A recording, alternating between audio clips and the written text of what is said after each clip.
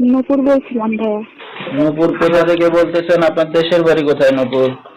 দেশের বাড়ি হচ্ছে ঝিনাইদহ, ঝিনাইদহ থেকে বলছি। আচ্ছা, কোথা থাকেন এখন আপনি? ঝিনাইদহ। আচ্ছা, কে কে আছে নূপুর আপনার ফ্যামিলিতে?